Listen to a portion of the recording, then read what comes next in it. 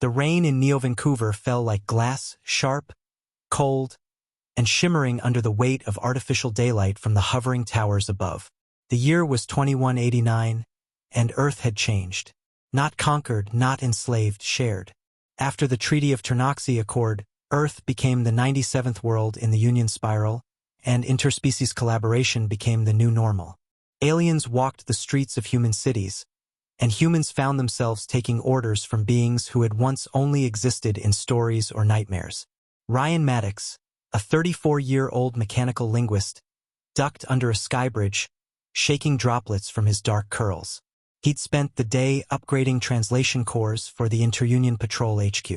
It wasn't glamorous, but it paid well and gave him access to tech most humans only read about. As he approached the checkpoint, he caught sight of her again, the new district chief. Her name was Commandant Vareli Threx, and she was nothing short of breathtaking. Towering over everyone at 8 feet tall, Vareli was of the Dravari, a race known for their silken gray skin, serpent-like grace, and piercing tri-faceted eyes. Her armor wasn't ornamental. It was functional, matte black with dark violet plates along her limbs and spine.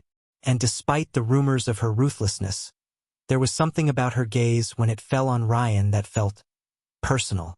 He hadn't meant to catch her attention. The first time was an accident. He'd corrected a glitch in her squad's drone array before they even knew it was malfunctioning. The second time, she'd called him impersonally. Ryan Maddox, I require you.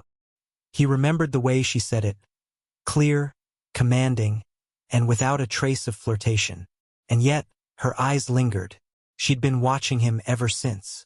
That evening, Ryan was working late in one of the sublabs when a low frequency hummed through the walls, a signal only a Dravari could generate. The doors slid open and Vareli stepped in. She didn't wait for an invitation. I was informed that you're the only linguist capable of integrating Vronic syntax with Earth-rooted cognition models, she said. Most people can't even pronounce Vronic, Ryan muttered under his breath, running a hand through his hair. Her lips curved.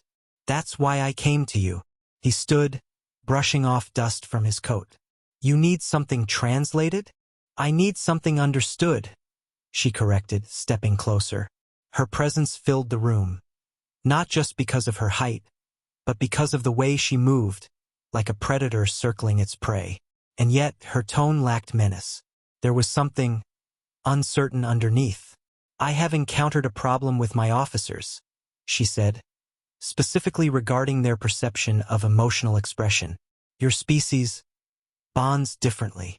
Ryan raised a brow. You came here to talk about emotions? I came here because I'm tired of being misunderstood, Vareli said, her voice a soft growl. And I believe you can help.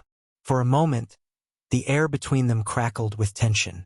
Not hostility, not confusion, something electric. He sat slowly, waving to the bench beside him. Then start with what you want me to understand. Over the next few weeks, Vareli became a fixture in his lab. She wasn't just intelligent. She was fascinated. By music, by Earth food, by the concept of sarcasm, by the way humans touched each other casually, as if trust was skin-deep. She once stopped mid-conversation to ask, why do human lovers hold hands in public? Is it territorial? Ritualistic? Ryan laughed. It's comfort, mostly. Presence. It's a way to say, I'm here with you. Vareli didn't laugh, but she reached out, slowly, and laid her gloved hand beside his on the table. Closed but not touching. Would this gesture be acceptable between us? She asked, eyes fixed on his. His breath caught. He hadn't expected that kind of vulnerability from her. I'd like that, he said honestly. The whispers started soon after. Other officers looked at him with suspicion. Humans around him joked, not cruelly, but cautiously. Got yourself a crush on the Iron Queen? Or be careful, Maddox. Dravari don't do casual. But the one who confronted him outright was Lieutenant Prell, a hulking reptilian hybrid from the Southern Division. You think she sees you as anything more than a pet project? Prell snarled one evening in the corridor. You're an Earthborn civilian. Disposable. Ryan didn't respond with fists or fury. He just stared back and said, then why does she come to me? Varelli heard about the altercation. She summoned him privately the next morning. "I can discipline him if you wish," she said flatly. "No need," Ryan replied. "He's just scared." "Of what?" she asked. He hesitated. "Of the fact that you might actually care." That was the moment something in her shifted. "You are more perceptive than most of your kind," she murmured. "Maybe," he said with a nervous chuckle. "Or maybe I just get you." 3 nights later, she invited him to the rooftop of the station. The city lights painted the sky in gold and violet hues. She brought a data crystal containing Dravari soul harmonics, a kind of ambient sound therapy used for emotional resonance. "It may feel strange at first," she warned, "but if your spirit is open, you will understand me more clearly than any spoken language could allow." He nodded and let her place the resonance band over his temples. The sound hit him like a wave of color and feeling. 1,000 memories that weren't his. Rage, loneliness, duty, and somewhere in the center, a longing so deep it made his throat tighten. He staggered back, overwhelmed. You're lonely," he gasped. Varelli turned away, her jaw clenched. "I am not permitted to be anything else." "That's not fair," he said, stepping forward. "You carry everything, hold it together, and no one even asks if you're okay?" She faced him, the wind tugging at her armor's cape. Her voice dropped to a whisper. "I asked you." The moment was magnetic. Something invisible tethered them, trust, maybe, or need. And in that fragile pause, she said the words that would change everything. "No human woman can satisfy you like I can." Ryan blinked. "Wait, what?" Varelli looked both embarrassed and defiant. "I studied your bond rituals, your chemical responses, your social behaviors. I would provide for all of them, physically, emotionally. I have watched your interactions and compared. No human female has offered what I have. And yet, you hesitate." Ryan's heart pounded. "Because I didn't know if I was allowed to want you." "You are." Those 2 words carried the weight of a solar system. And in that moment, beneath the stars and the hum of distant hovercrafts, the distance between a human and an alien vanished. The world didn't end after that night on the rooftop. But it did change for both of them. Ryan found himself moving through the world with a strange new awareness, like he was out of step with time. Words that used to matter, project deadlines, civilian clearance levels, even his meager social calendar, slid to the background. In their place was a presence that pulsed in the center of his mind. Varelli. He tried to bury himself in work the next day, pretending nothing had happened, pretending her words weren't echoing in his ears like a song he couldn't stop humming. "No human woman can satisfy you like I can." How was he supposed to process that? She wasn't just alien, she was command. Bound by dozens of oaths and protocols. Watched by her own kind and distrusted by his. To be with her wasn't just taboo. It was borderline career-ending. But when she entered the room, everything logical crumbled. That morning, she wore a simple Dravari command cloak over her armor, a deep cobalt that shimmered faintly with built-in microtech. Her hair, ribbon strands of platinum and obsidian, was tied back into a severe knot, but the softness in her expression gave her away. "You've avoided me," she said, bypassing pleasantries entirely. "I didn't want to overstep," Ryan replied, standing a little too quickly. "I thought maybe what you said was ceremonial, like a Dravari thing." "Not necessarily." "Do not diminish what I said," she interrupted, her voice low but firm. "We do not offer connection lightly." He swallowed. "Then why me?" She stepped closer, studying his face. "Because when I speak, you listen. When I struggle, you do not recoil. You speak truths that even my own subordinates fear to whisper. That is more precious to me than bloodlines or genetics." He looked away, unsure what to say to something so raw. "I've never felt like I belonged here," he admitted. "Not with the humans, not in the new order. Maybe I understand you because I don't fit anywhere either." For a moment, neither of them moved. Then, gently, Varelli removed one of her gloves. Her hand was elegant, with thin black scales along the fingers and a faint pulse of iridescence in the webbing between knuckles. She reached out, not to take his hand, but to let it hover beside his, waiting. Slowly, Ryan extended his own. Their fingers didn't interlock. Instead, their palms met, pressing softly, an exchange of warmth and intent. It was nothing like a human gesture of affection. It meant more. That evening, he was summoned, not to the lab, not to a briefing room, but to her private quarters. He hesitated outside the sealed door, second-guessing everything. But the door slid open before he could knock, and there she stood, without her armor. She wore a soft robe of deep gray silk, her posture less commanding and more natural, at ease. Still tall, still regal, but no longer a commander. Just a woman. "Come in," she said.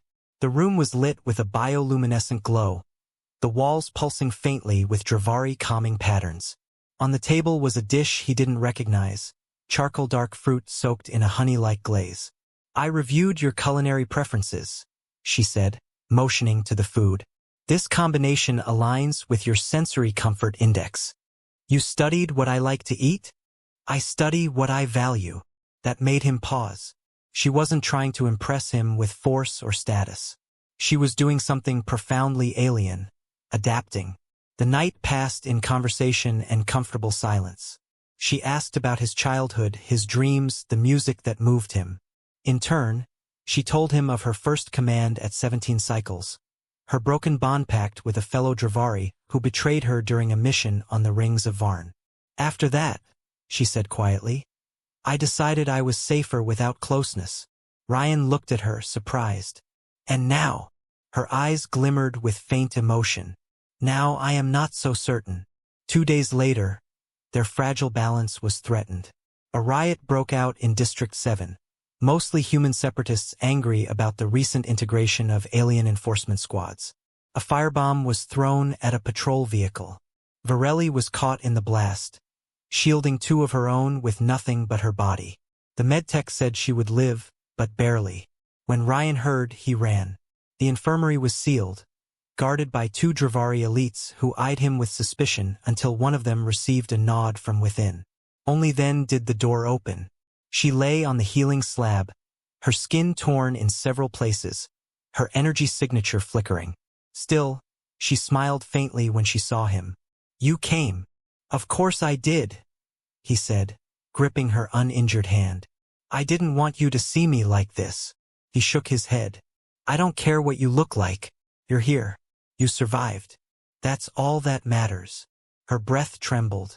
"I feared, if I fell, you would turn away, that my vulnerability would repel you." "Varelli," he said gently, "I've never admired you more than I do right now." The silence between them buzzed with meaning. "You could leave," she whispered. "This bond is not sanctioned. They will question you, blame you. I don't care. You should. I won't." She turned her face toward him, pain etched across her usually flawless features. "Then mark this moment, Ryan Maddox. The moment you chose me." "I already did," he said softly, and for the first time she let her tears fall. The following weeks were chaos. Command wanted answers. Rumors spread fast, too fast. Accusations of favoritism, of fraternization, of strategic manipulation. Humans whispered about him. Dravari murmured about her. But neither of them backed down. When Ryan was called before the Union Council for a formal inquiry, he stood with his spine straight and his voice clear. "I was not seduced. I was seen. And in being seen, I chose her." That stunned even the Council's elder ambassador, a stone-skinned being named Vrolmek, who blinked in what looked like amusement. When Varelli was questioned, she said only this: "I am not ashamed to love who understands me." The room went silent. Weeks passed and the world moved forward. The storm faded, but its effects remained, rippling outward, shifting opinions, stirring fear and curiosity. The relationship became legend among the interspecies circles. Some called it foolish, others called it brave. But to them it was simply true. One night, long after the dust had settled, Varelli sat with Ryan on the roof again. The stars were bright, and the city below buzzed with light and motion. She leaned against him, her head gently resting atop his. "You know," she said quietly, "when I first approached you, I thought you would resist, that you would fear me." "I did," Ryan admitted with a chuckle. "But not because you were alien. I was afraid because you were real. And now—" He turned his head toward her, brushing his fingers along her cheek. "Now I'm afraid of what I'd be without you." She smiled, soft and genuine. "Then fear nothing, human, because I am yours." The sky above the city was streaked with dark clouds, casting an ominous shadow over the bustling streets below. The threat of an impending storm mirrored the tension between Ryan and Varelli, a storm they could not escape, no matter how much they wished to. Ryan sat in his office, staring at the holographic display of crime reports. His thoughts kept drifting back to the last few days, to the whispers in the hallways of the precinct, the looks of pity or disapproval that followed him wherever he went. They all knew. Everyone knew about him and Varelli now. The rumors were no longer just rumors, they were facts, confirmed by the Union Council itself. Some were sympathetic, but most were not. It was a dangerous thing, a human and a Dravari officer in an intimate bond. The risks were too high. His comm unit blinked, interrupting his thoughts. It was a message from Varelli. He immediately opened it, a sense of urgency rising in his chest. "Ryan, I need to speak with you. Immediately. There's been a development." His fingers flew to the controls, and he was out the door in an instant. When Ryan arrived at the secure facility where Varelli worked, the tension in the air was thick, almost tangible. Her personal assistant, a sleek humanoid android with chrome plating, nodded at him gravely. "Commander Varelli is in the briefing room," the assistant said, its voice void of emotion. Ryan nodded in acknowledgement and strode down the hallway. When he entered the briefing room, Varelli was already waiting, her expression unreadable, a rare sight. She was no longer in her usual Dravari armor but wore a uniform tailored for human standards, an unusual concession that showed how much she had adapted to her new reality. "Ryan," she said, her voice steady but with a hint of something he couldn't place. "I need your help. It's time for us to make a decision." "What's going on?" he asked, his heart racing. "An old enemy of mine, one of the highest-ranking officials in the Dravari Military Council, has made a move. His name is Vornak. He's been leveraging his position to undermine the peace efforts between our species, and he's not above using force to achieve his goals. He's been plotting against the humans here on Earth for months, and now he's positioned himself as a powerful rival." Ryan's brow furrowed. "What does he want with you? Why bring this to me?" Varelli's piercing eyes met his. "He wants me to join him.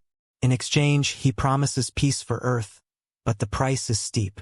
I'd have to betray everything I stand for, my allegiance to the Dravari military and the peace treaty with humanity." Her words hung in the air like an unspoken challenge. Ryan could feel the weight of them settling between them. "You don't have to do this," he said softly, his voice full of conviction. "You don't have to betray your people, your honor." Varelli shook her head. "It's not that simple. He's already planted agents among the Dravari ambassadors here on Earth. He's been spreading misinformation, stirring up distrust between our people. If I don't agree to his terms, the peace between our species could crumble." "But if you do agree," Ryan trailed off, his stomach twisting, "what happens to us? To this, whatever it is we have?" She stepped closer to him, her presence filling the room. "I can't be both the commander and the woman you need. I'm too far gone for that. There's no way to walk away from this without losing part of myself." Ryan reached out, placing his hand on her arm. "I don't need you to be perfect, Varelli. I just need you to be with me. But this isn't the way. You're not alone in this. We're not alone." For a moment, her expression softened, but only briefly. Her gaze hardened again, and the cold mask of duty returned. "This isn't just about us anymore. This is about the future of both our species. If I don't act, if I don't stop Vornak, everything we've worked for will fall apart. I'm a leader, Ryan. I'm the last line of defense. I know who you are, he said, his voice a whisper. But you don't have to do it alone. Let me help. Let us both fight this together.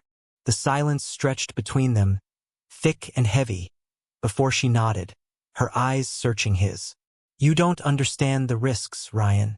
The moment I refuse him, I become a target. He'll come after you, after everything you care about. I can handle it, he replied, his words firm, as if to convince both of them. We can handle it. Together. Her eyes softened for a moment. But then, with a deep breath, she broke away from him, turning toward the hollow projector. I don't know if we can, Ryan, but I do know this. If we fail, we will both lose everything. And if you're truly ready for that, then you need to be prepared for what comes next. Ryan stared at her, his mind racing, heart pounding. He wasn't ready for this. He hadn't prepared himself for the sheer magnitude of what Varelli was asking of him. But in that moment, he knew there was no turning back. I'm ready, he said, his voice steady despite the storm raging inside him. I will stand by you, no matter what. Varelli didn't speak for a long time, her gaze fixed on the holographic map of Earth, where Vornok's influence was spreading like an insidious shadow. Finally, she turned to him, her voice low. Then we begin tomorrow. We strike first before he can make his move. We expose his lies, his manipulations. And we fight back. For us. For both our species. Ryan nodded, determination surging through him. Let's do it. The next day, they put their plan into motion. Ryan worked tirelessly to gather intel, piecing together the puzzle that was Vornok's network. The infiltrators in the Dravari ranks, the contacts within the human resistance. Everything converged to this singular moment, this pivotal time where the fate of Earth and the Dravari rested on their shoulders. But as the hours ticked by, the tension between them only grew. Every step they took toward exposing Vornok made their relationship more dangerous, more fragile. The more they fought for peace, the more they were forced to confront the reality of their own hearts. Hearts that were no longer simply human or Dravari, but something else entirely. When the final confrontation came, it wasn't just a battle for power. It was a battle for their love. And Ryan would soon discover just how much he was willing to sacrifice for it. The storm clouds above Earth had gathered, mirroring the turmoil that had taken over Ryan and Varelli's lives. It had all led to this moment. The final showdown with Vornok loomed large on the horizon, and both human and Dravari forces were prepared to clash. The fate of the fragile peace between their species rested on the outcome of this fight, and on the choices they would make in the heat of battle. Ryan and Varelli stood side by side, overlooking the darkened cityscape from the rooftop of the Dravari command center. The storm's fury had broken, and the sky was filled with the haunting glow of distant lightning strikes. The air was thick with the scent of ozone, heavy with anticipation. I can't believe it's come to this, Ryan murmured, his gaze fixed on the horizon. He was wearing his standard combat attire, the armor that had seen him through countless dangerous missions. But tonight felt different. Tonight, he wasn't just a soldier. Tonight, he was fighting for something far more important, his love for Varelli.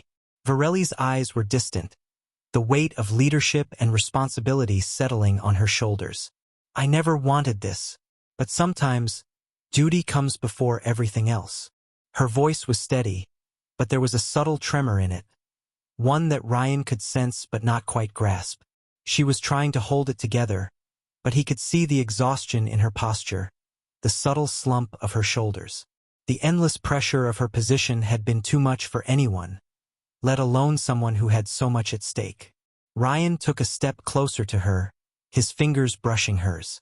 You don't have to do this alone, he said quietly, his voice full of raw emotion. We've been through so much together. We can make it through this. For a long moment, Varelli didn't respond. She stood there, facing the storm as if gathering the strength to speak her mind. Finally, she turned to him, her gaze intense. I'm scared, Ryan, she admitted, her voice barely above a whisper. Scared that I might lose you, that I might lose everything I've fought for. Scared that, in trying to protect the peace, I might destroy the only thing I've ever really cared about. Ryan's heart clenched. He could see the vulnerability in her eyes, the cracks in the armor she'd worn for so long. But this wasn't just about fighting for peace anymore. It was about the life they wanted to build together. "You won't lose me," he said with certainty, his voice firm. "No matter what happens, we'll face it together. You're not alone in this."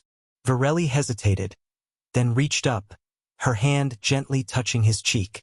"I love you, Ryan," she said softly, the words a whisper in the night.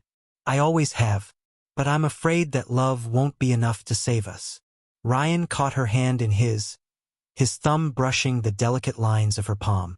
"Love is enough," he replied. "It always has been. It's what brought us this far. It's what will carry us through whatever comes next." The words hung in the air between them, heavy with promise. It was a vow that transcended species, a vow that would define the future of their love and their shared mission. The battle begins. The battle against Vornok's forces began just as the first rays of dawn broke through the storm clouds, bathing the city in a pale golden light. The human and Dravari forces moved in synchrony, their efforts coordinated despite the long-standing tension between their people. Ryan and Varelli fought side by side, their bond strengthening with every move, every victory. The enemies they faced were formidable, but they had something far stronger: each other. Ryan's eyes darted from one combatant to the next, his pulse pounding as he held his ground. Varelli was at his side, a fierce and powerful presence on the battlefield. Together, they tore through Vornok's forces, a whirlwind of precision and strength. The energy of their shared purpose fueled them, making them unstoppable. But as they advanced, Vornok himself appeared at the center of the battlefield. His cruel smile stretched wide. "So, the human and the Dravari officer think they can change the course of history?" He mocked, his voice cold and calculated. His dark eyes gleamed with malice. "You're nothing but pawns in a game far bigger than you both." Varelli's grip on her weapon tightened, but it was Ryan who stepped forward first, his voice defiant. "Not anymore. We've chosen our side, and we'll make sure you lose."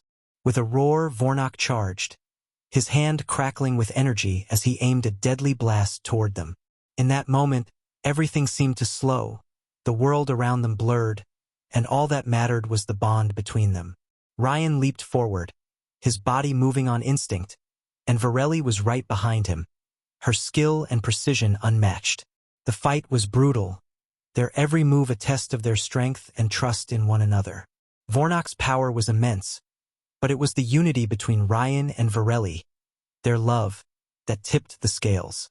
With a final, powerful strike, they combined their forces, human and Dravari, bringing Vornok to his knees. The aftermath. The battle was over. The city lay in ruins, the cost of war apparent in the destroyed buildings and the bodies of both fallen soldiers and civilians. But amid the chaos, something beautiful had been born. Peace, hard-won and fragile, had been preserved.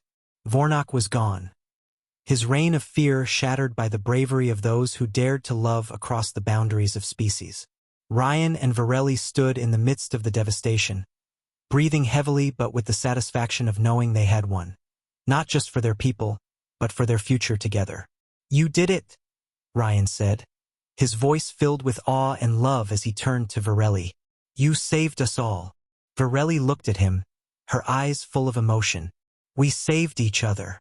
She stepped closer, her hands cupping his face as she gazed into his eyes, her voice soft and steady. "I don't know what the future holds, Ryan, but I do know that as long as we have each other, we can face anything." Ryan smiled, his heart swelling with love. "As long as we're together, nothing will tear us apart."